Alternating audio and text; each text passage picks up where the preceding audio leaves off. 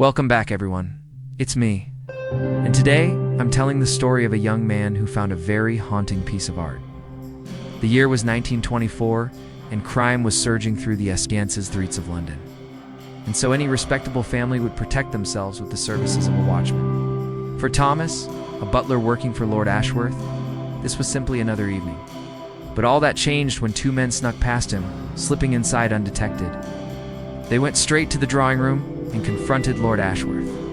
One of the men struck him across the head and he slumped to the ground. They tied him up, gagged him, and stole a number of his valuables, before making their way out of the house and into the foggy night.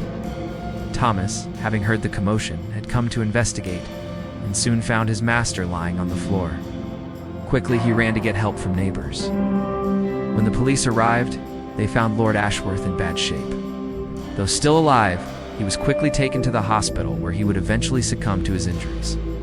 To say the neighborhood was shaken by this murder would be a vast understatement, so much so that many of the residents petitioned the police to catch these killers. But sadly, despite a massive manhunt, the criminals were never found. For a while after this, there was peace. The community began to relax and slowly try to forget about the horrific murder. But it wasn't long before tragedy struck again. Just a few weeks later, another man had been beaten and robbed, but this time, a local shopkeeper named Alfred Buckle. Once more, the police searched high and low, but the culprits remained at large. This cycle would continue over the next 4 years. Man after man would be targeted and injured by these ruthless criminals, and each time the police would be unable to make an arrest. The city grew tired and fearful, and many began to believe the criminals would never be caught. But then something unexpected happened. In September of 1928, the police received an anonymous tip that led them to a small cottage in the suburbs. There, they arrested 4 men who matched the descriptions given by the victims. But for some odd reason, the police also brought along a detective from Scotland Yard, a man by the name of Frederick Watkin. Upon hearing this news, the men seemed completely unfazed, except for one, a timid young man who broke down and confessed to all of the crimes. However, this confession did little to help the families of the victims. Despite their efforts, the young man would never see justice done. You see, when his fellow accomplices heard he had betrayed them, they threatened him with a lawsuit if he didn't recant his statement. And so under pressure, he backed down and soon afterward was released without charge. As for the other 3 men, they were acquitted due to a lack of evidence. Everyone was disappointed. The police were embarrassed, and the public felt let down. They believed the ringleaders of this gang were free to strike again. But they didn't realize one man was already working on a solution. After the trial, Frederick Watkin couldn't bear the idea that these murderers were going free, and so he started his own investigation. He scoured the crime scenes, re-interviewed the witnesses, and studied the evidence.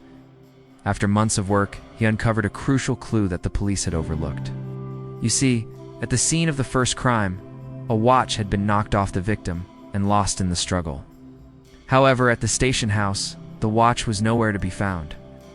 But after searching through thousands of pieces of evidence, Watkin discovered it hidden in the pocket of a coat. But that was only the beginning. In the lining of the pocket, he found a scrap of material, a small fragment from a curtain at the Ashworth residence. Armed with this new evidence, he paid Lord Ashworth's widow a surprise visit. He showed her the fragment and asked her to check the curtains in her house. Sure enough, the fabric was a match.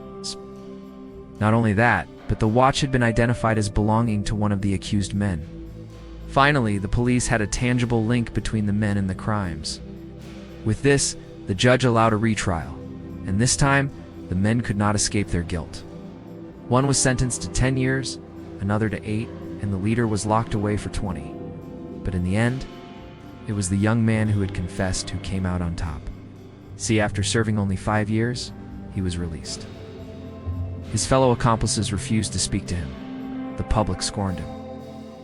And so the only person who offered him help was Detective Watkin, who took him in as a clerk at Scotland Yard. Now, while this may seem like a happy ending, it truly isn't. Because before long, their friendship would become a nightmare. See, the young man was constantly haunted by the horrors he had witnessed. He suffered from panic attacks and debilitating anxiety. It was clear he needed help. So Watkin suggested they pay a visit to a well-known psychic artist. This woman, Doris Lingo, claimed to have a unique ability. She could look upon a person and paint a likeness of them, but more importantly, she could channel their emotions and traumas onto the canvas. Hopefully, she could help this young man confront his inner demons. And so, with nothing to lose, he agreed. When he sat before the woman, she closed her eyes and began to speak. "I see a dark room. I see a struggle. I see a face contorted in fear. Oh God, the pain." As she spoke, she painted frantically, adding strokes and layers until the image was complete. Then, with a trembling hand, she turned it toward the young man. He gasped. It was a portrait of himself during the struggle. For the first time, he could see how terrifying he had been. Of course, he tried to deny it, saying it wasn't him, but deep down he knew the truth. In fact, he felt so guilty he begged Lingua to destroy the painting. But she refused, saying it was too important, and it would only get worse from there. For over the next few days, the young man could not shake the image from his mind. He could see himself through the brush strokes, wincing and suffering. Unable to take any more, he pleaded with Lingua to return the painting to him. But she would not budge. He became frantic, demanding it back. And it was at this moment Lingua made a shocking confession.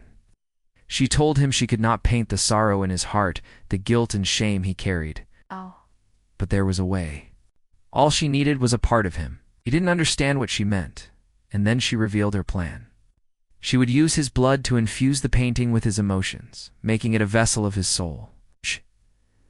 Confused and desperate, he agreed and soon afterwards pricked his finger and let a drop of blood fall onto the canvas. At first, nothing happened. Then the image began to glow. The colors swirled and crackled. And then the figure on the canvas twitched. The young man backed away screaming, but it was too late. The painting had consumed his spirit, and now it was coming for him. Now, whether or not this is actually true, we don't know. But what we do know is that in the days following the incident, the young man fell into a deep depression. And in October of 1933, he ended his own life. As for the painting, its whereabouts are unknown. But if it does exist, it might be best not to look too closely because once you do, it may just be looking back. Thanks for watching. If you enjoyed this video, be sure to stay tuned for more supernatural tales. Also, be sure to subscribe to our new channel for short videos. What do you think happened to the young man?